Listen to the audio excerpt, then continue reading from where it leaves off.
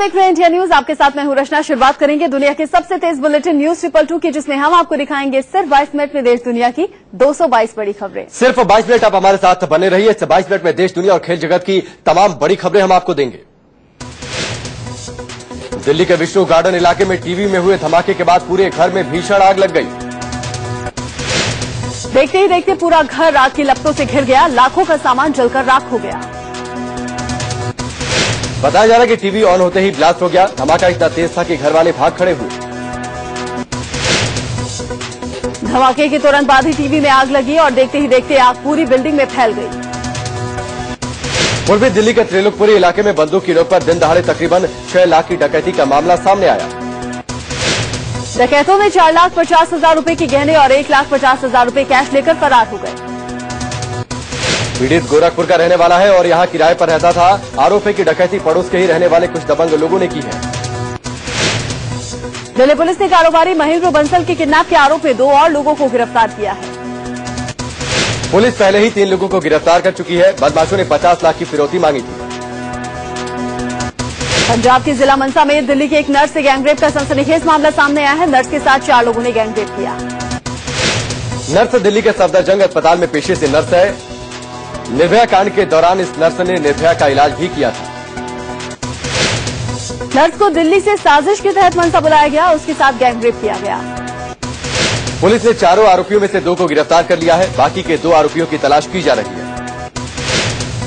UP के हाथरस में 10वीं की छात्रा के साथ गैंगरेप के बाद हत्या की कोशिश की गई, लेकिन छात्रा बच गई। बेहोशी की हालत में छात्रा को अस्पताल में भर्ती किया गया। आरोप है कि छात्रा के साथ गैंगरेप गांव के ही 2 युवकों ने किया। पुलिस ने मामला दर्ज कर लिया है। मध्य प्रदेश के मंदसौर में एक सांड के स्विमिंग पूल में घुसने से अफरा तफरी मच गई। स्विमिंग पूल में प्रतियोगिता चल रही थी, तभी कहीं से ये सांड आकर पूल में कूद गया। गनीमत रही कि सांड ने किसी को जख्मी नहीं किया। श्रीनगर में सेना के रेस्क्यू ऑपरेशन की हैरान करने वाली तस्वीरें सामने आई हैं। श्रीनगर में एक मंदिर की छत पर कई लोग फंसे थे, जिन्हें सेना के जवानों ने बचाया। मंदिर की छत पर फंसे करीब 20 से 30 लोगों ने सेना का चौपर देखते ही मदद की गुहार लगाई। सबसे पहले सेना के 2 जवान रस्सी के सहारे नीचे उतरे और फिर एक-एक कर वहां मौजूद महिलाओं को बचाया। सभी महिलाओं को रस्सी के सहारे ऊपर खींचा गया। ऊपर आने पर इन महिलाओं ने राहत की सांस ली। महिलाओं के बाद छत पर फंसे पुरुषों को भी एक-एक कर बचाया गया।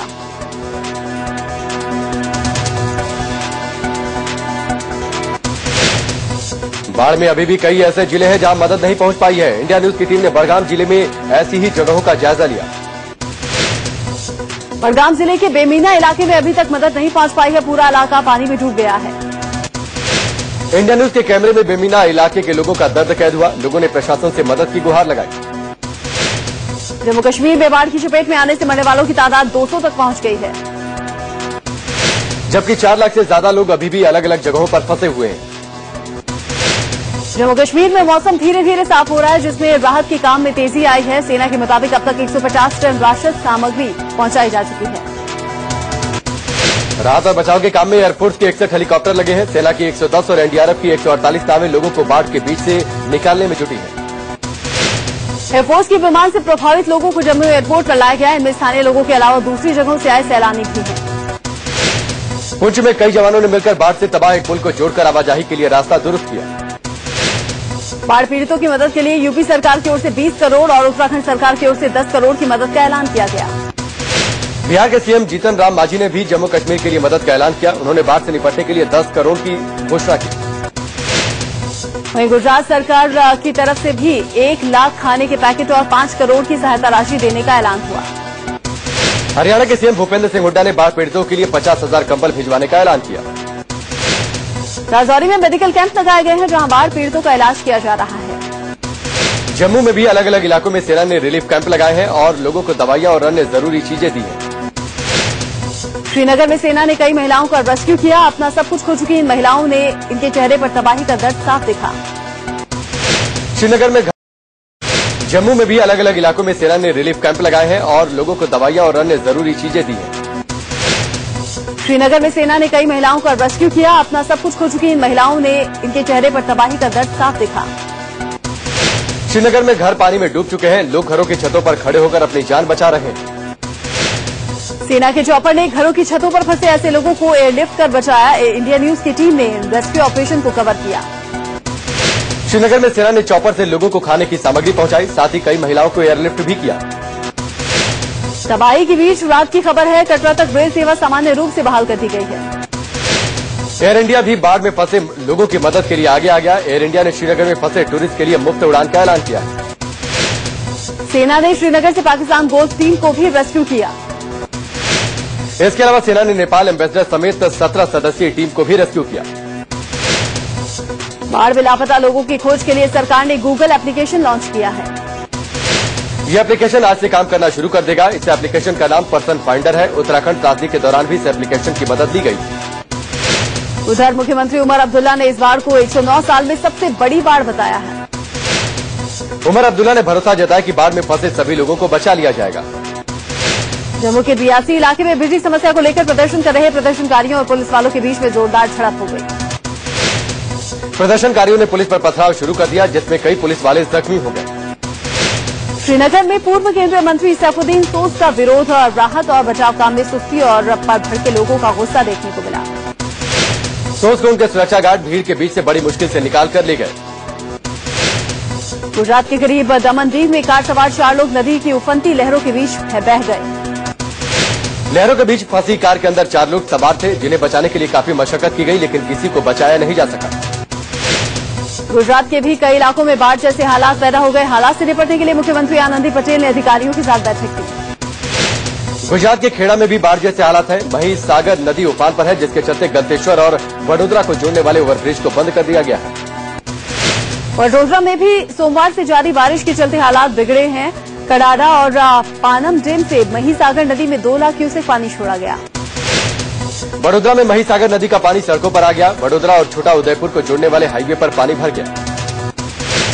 छत्तीसगढ़ के सुकमा में गोदावरी के उफान से लोगों में दहशत है।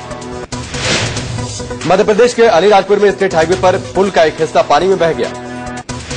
मुंबई में फिल्म प्रोड्यूसर करीम मोरानी के घर हुई फायरिंग का सीसीटीवी फुटेज सामने आया है। 23 अगस्त को रवि पुजारी गैंग के गुर्गों ने मोरानी के घर के बाहर फायरिंग की थी। फिल्म चेन्नई एक्सप्रेस के प्रोड्यूसर मोरानी के घर के बाहर हुई फायरिंग के बाद ही उनकी और शाहरुख खान समेत कई एक्टर्स की सुरक्षा बढ़ा दी गई है। हालांकि मोरानी के घर पर फायरिंग के मामले में अब तक किसी की गिरफ्तारी नहीं हुई है। कोल्हापुर में गणेश विसर्जन के दौरान जिले के एसपी मनोज कुमार शर्मा और एडिशनल एसपी अंकित गोयल जमकर नाचे। बप्पा की विदाई के वक्त स्थानीय लोग जमकर झूम रहे थे, जिन्हें देखकर पुलिस के अधिकारी खुद को रोक नहीं पाए। गाजियाबाद में साईं भक्तों ने मुरादनगर के मंदिर में महंत के खिलाफ एफआईआर दर्ज कराई है। दरअसल महंत ने मंदिर से साईं की प्रतिमा हटाकर उसे गंग नहर में विसर्जित कर दिया था। महाराष्ट्र के शिरडी में एक होटल से एक ही परिवार के 3 लोगों का शव मिलने से सनसनी मच गई। पुलिस ने परिवार के मुखिया संतोष मौर्य को गिरफ्तार कर लिया है। संतोष के मुताबिक कर्जे से परेशान होकर उन्होंने आत्महत्या की प्लानिंग की थी। प्रधानमंत्री नरेंद्र मोदी दिल्ली में सरकार बनाने के पक्ष में नहीं है। सूत्रों की माने तो बीजेपी अपनी तरफ से पहल नहीं करेगी। सूत्रों के मुताबिक अगर उपराज्यपाल से न्योता आता है तो प्रभात झा, नितिन गडकरी और सतीश उपाध्याय इस बारे में फैसला लेंगे। सूत्रों के मुताबिक बीती रात हुई बीजेपी की केंद्रीय चुनाव समिति की बैठक में दिल्ली के बारे में कोई चर्चा नहीं हुई। वहीं आम आदमी पार्टी के नेता अरविंद केजरीवाल आज उपराज्यपाल नजीब जंग से मुलाकात कर स्टिंग की सीडी सौंपेंगे। आम आदमी पार्टी का दावा है कि स्टिंग ऑपरेशन में बीजेपी नेता उनके विधायक को 4 करोड़ की पेशकश कर रहे हैं। इससे पहले केजरीवाल ने एलजी नजीब जंग पर बीजेपी के लिए बैटिंग करने का आरोप भी लगाया। केजरीवाल ने कहा है बीजेपी विधायकों की खरीद फरोख्त में लगी है। उपराज्यपाल को नई रिपोर्ट बनाकर राष्ट्रपति को भेजनी चाहिए। केजरीवाल ने राष्ट्रपति से उपराज्यपाल के प्रस्ताव को खारिज करने के लिए कहा, जिसमें उन्होंने बीजेपी को न्योता देने की बात कही थी। इस पर दिल्ली बीजेपी के अध्यक्ष सतीश उपाध्याय ने कहा कि केजरीवाल उपराज्यपाल को ये कहने वाले कि बीजेपी को न्योता नहीं दिया जाए। केजरीवाल ने माना कि वो दूसरी पार्टियों के कुछ विधायकों के संपर्क में हैं। केजरीवाल के मुताबिक वो अपनी सरकार नहीं बल्कि बीजेपी को रोकने के लिए मुलाकात कर रहे हैं। इससे पहले मंगलवार सुप्रीम कोर्ट ने स्टिंग ऑपरेशन की सीडी को रिकॉर्ड में शामिल करने से इनकार कर दिया। सुप्रीम कोर्ट ने दिल्ली में सरकार के गठन को लेकर गेंद राष्ट्रपति और उपराज्यपाल के पाले में डाल दी। सुप्रीम कोर्ट में मामले की सुनवाई फिलहाल 1 महीने के लिए टल गई है और अगली सुनवाई अब 10 अक्टूबर को होगी। उधर केंद्र सरकार ने दिल्ली में सरकार के गठन को लेकर अपनी रिपोर्ट सुप्रीम कोर्ट में पेश की। केंद्र ने कहा कि दिल्ली के उपराज्यपाल सबसे बड़ी पार्टी को सरकार बनाने का मौका देना चाहते हैं। जेडीयू विधायक शोएब इकबाल का दावा है कि कांग्रेस के साथ सरकार बनाने के लिए केजरीवाल को मना लेंगे। प्रधानमंत्री नरेंद्र मोदी के लिए आम आदमी पार्टी के नेता कुमार विश्वास बागी हो गए हैं। एक न्यूज चैनल से कुमार ने कहा कि अगर उन्हें पीएम के कार्यक्रम में जाने से रोका गया तो वो आम आदमी पार्टी छोड़ देंगे। दरअसल 17 सितंबर को सूरत में पीएम नरेंद्र मोदी के जन्मदिन कार्यक्रम में कुमार विश्वास कविता पाठ करने वाले हैं। कुमार विश्वास पहले भी मोदी की शान में कसीदे पढ़ चुके हैं और इस बार पार्टी को ताक पर रखकर कविता पढ़ने वाले हैं। कुमार विश्वास ने हालांकि ये कहा कि वो पार्टी छोड़ सकते हैं मगर बीजेपी में शामिल नहीं होंगे। कुमार विश्वास ने कहा कि अगर प्रधानमंत्री अच्छा काम कर रहे हैं तो उनकी तारीफ करने का उन्हें पूरा अधिकार है। हालांकि कार्यक्रम के आयोजकों का दावा है कि उनकी तरफ से कुमार विश्वास को कोई न्योता नहीं भेजा गया। असल में 17 सितंबर को नरेंद्र मोदी के जन्मदिन के मौके पर हर साल कवि सम्मेलन का आयोजन होता है जिसमें कुमार विश्वास हिस्सा लेते रहे हैं। मगर जब से कुमार विश्वास आम आदमी पार्टी से जुड़े हैं तब से आयोजकों ने उन्हें बुलाना बंद कर दिया। इससे पहले बिग बॉस में हिस्सा लेने के सवाल पर विश्वास कह चुके हैं कि उन्हें केजरीवाल की इजाजत की जरूरत नहीं। कुमार विश्वास ने आम आदमी पार्टी की कार्यशैली पर भी सवाल उठाए और पार्टी को दिशाहीन करार दिया। विश्वास ने कहा अकेले केजरीवाल कुछ नहीं कर सकते और सिर्फ धरना प्रदर्शन की राजनीति से कुछ नहीं होगा। वहीं कुमार विश्वास पर पासपोर्ट को रिन्यू करवाने के लिए फर्जी दस्तावेजों के इस्तेमाल का आरोप लग रहा है। कुमार विश्वास पर आरोप है कि उन्होंने उस कॉलेज के प्रिंसिपल के फर्जी साइन और मोहर का इस्तेमाल किया जिसमें वो बतौर हिंदी लेक्चरर पढ़ाते थे। हरियाणा विधानसभा चुनाव के लिए बीजेपी ने अपने 43 उम्मीदवारों की पहली लिस्ट जारी कर दी है। बीती रात बीजेपी की केंद्रीय चुनाव समिति की बैठक में 90 में से 43 नामों पर मोहर लगाई गई। बैठक में अध्यक्ष अमित शाह के अलावा पीएम नरेंद्र मोदी, गृह मंत्री राजनाथ सिंह और विदेश मंत्री सुषमा स्वराज ने भी हिस्सा लिया। पहली सूची में चौंकाने वाला नाम रहा हाल ही में कांग्रेस से बीजेपी में शामिल हुई दिग्गज चौधरी बीरेंद्र सिंह की पत्नी प्रेमलता सिंह का। 43 में से बीजेपी ने 7 महिलाओं और 11 युवाओं पर दांव लगाया है जिसमें बीजेपी के राष्ट्रीय प्रवक्ता रहे कैप्टन अभिमन्यु का नाम भी शामिल है। हरियाणा सरकार में कैबिनेट मंत्री किरण चौधरी अपनी सरकार से नाराज बताई जा रही है। चुनाव प्रचार समिति की को इंचार्ज किरण दरअसल प्रचार अभियान के लिए भेजे गए रथों से उनकी तस्वीर गायब होने को लेकर नाराज है। किरण चौधरी के मुताबिक प्रचार समिति की को इंचार्ज होने के नाते उनकी तस्वीर लगनी चाहिए थी। वहीं सीएम भूपेंद्र सिंह हुड्डा ने इसे प्रचार समिति की गफलत बताते हुए ठीकरा कैप्टन अजय यादव पर फोड़ दिया। चुनाव आयोग 1-2 दिन में हरियाणा और महाराष्ट्र के विधानसभा चुनाव की तारीखों का ऐलान कर सकता है। सूत्रों के मुताबिक मंगलवार को चुनाव आयोग की बैठक हुई जिसमें तैयारियों की समीक्षा की गई। बीजेपी अध्यक्ष अमित शाह ने पार्टी महासचिव जेपी नड्डा को बड़ी जिम्मेदारी दी है। भड़काऊ बयान देकर आदर्श चुनाव आचार संहिता का उल्लंघन करने पर चुनाव आयोग ने बीजेपी सांसद योगी आदित्यनाथ को नोटिस भेजा है। योगी पर कथित रूप से धार्मिक भावनाएं भड़काने और धर्म के नाम पर वोट मांगने का आरोप है। आयोग ने आदित्यनाथ से पूछा है कि उनके खिलाफ कार्रवाई क्यों न की जाए, उन्हें आज शाम तक जवाब देना है।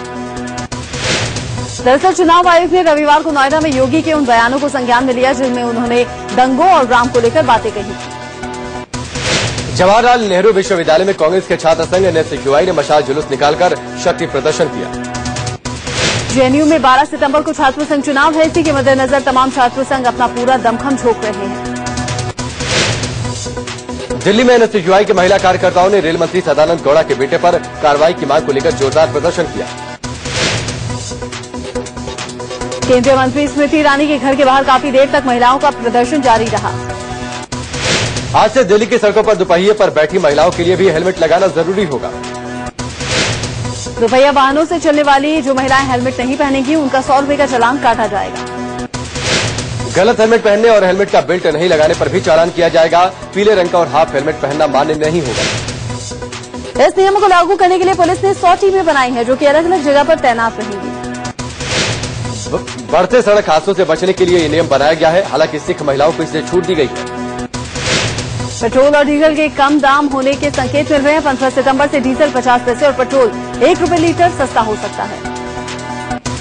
सूत्रों के मुताबिक अंतर्राष्ट्रीय बाजार में कच्चे तेल की कीमत कम होने से केंद्र सरकार 7 साल में पहली बार डीजल के दाम कम करने की सोच रही है। 1 रुपए की कमी होने पर दिल्ली में पेट्रोल 68 रुपए 51 पैसे प्रति लीटर से घटकर 67 रुपए 51 पैसे प्रति लीटर हो जाएगा। मुंबई में पेट्रोल 75 रुपए 41 पैसे प्रति लीटर, कोलकाता में 75 रुपए 14 पैसे और चेन्नई में 70 रुपए 55 पैसे प्रति लीटर हो जाएगा। 50 पैसे दाम घटने के बाद दिल्ली में डीजल 58 रुपए 47 पैसे प्रति लीटर के हिसाब से मिलेगा। मुंबई में 66 रुपए 76 पैसे प्रति लीटर, कोलकाता में 63 रुपए 31 पैसे प्रति लीटर होगा। दिल्ली में रिक्शा पर रोक जारी रहेगी। मंगलवार को सुनवाई के दौरान दिल्ली हाईकोर्ट ने रिक्शा पर रोक को जारी रखा।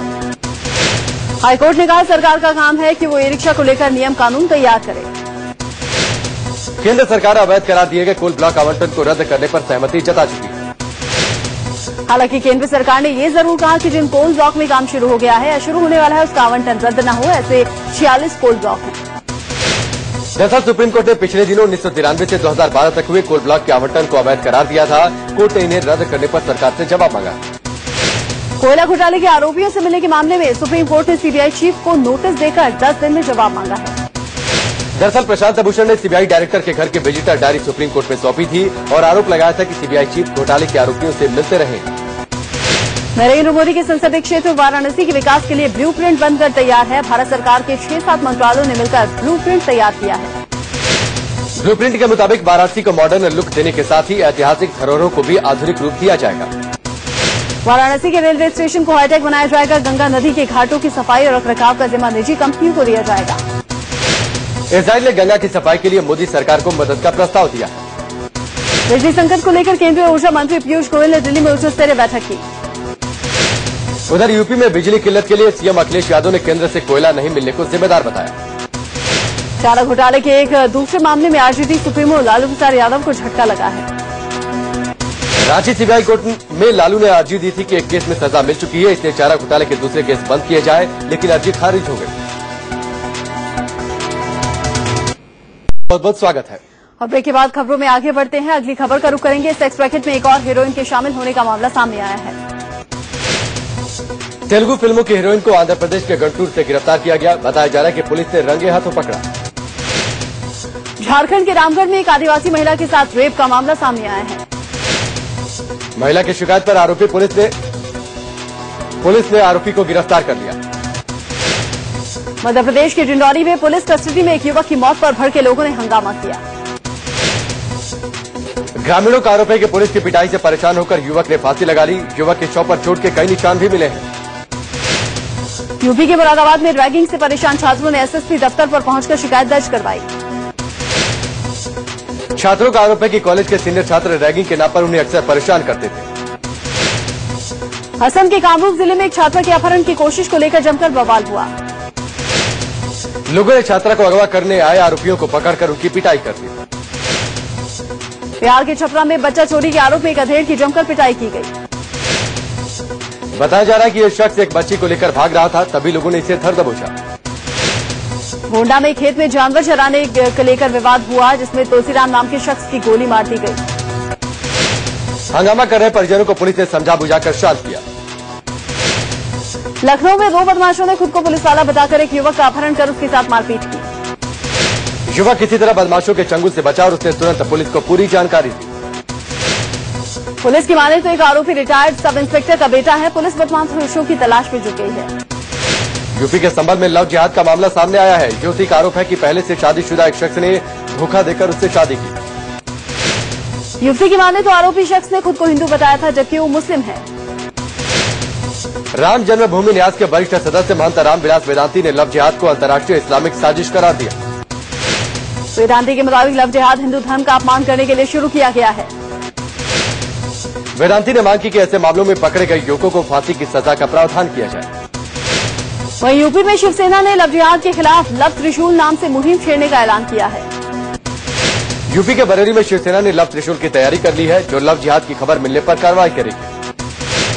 शिवसेना के नेताओं की माने तो बरेली से शुरू होने वाली इस मुहिम को पूरे यूपी में लागू किया जाएगा। सारा शादी धर्म परिवर्तन मामले में अल्पसंख्यक कल्याण मंत्री हाजी हुसैन अंसारी से देर रात रांची पुलिस ने घंटों पूछताछ की। पुलिस की माने तो मामले में जिनके भी नाम आ रहे हैं, सबसे पूछताछ जारी है। वहीं इस केस में झारखंड हाईकोर्ट ने ईडी, सीबीआई और एनआईए को नोटिस भेजा है। नोटिस में पूछा गया है कि इस केस की जांच ईडी, सीबीआई और एनआईए से क्यों नहीं करवाई गई। उधर रांची सीजेएम कोर्ट ने रंजीत कोहली पर रकीबुल हसन को 1 दिन के पुलिस रिमांड में भेज दिया। इससे पहले 3 दिनों के लिए रांची पुलिस ने 2 बार रंजीत की रिमांड लेकर पूछताछ की थी। केंद्रीय गृह मंत्री राजनाथ सिंह आज से 2 दिनों के गुजरात दौरे पर होंगे। राजनाथ सिंह गुजरात के तटवर्ती और सीमावर्ती सुरक्षा इंतजामों का जायजा लेंगे। आज राजनाथ सिंह पोरबंदर में नौसैनिक अड्डे पर जाएंगे और कल कच्छ में बीएसएफ के कैंप का दौरा करेंगे।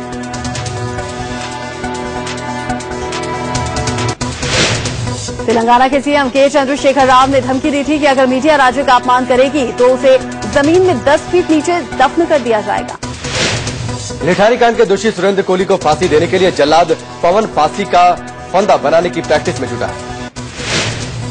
पुणे में 9 लोगों को बस से कुचलकर मारने वाले ड्राइवर संतोष की माने तो फांसी की सजा पर बॉम्बे हाईकोर्ट ने मुहर लगा दी है।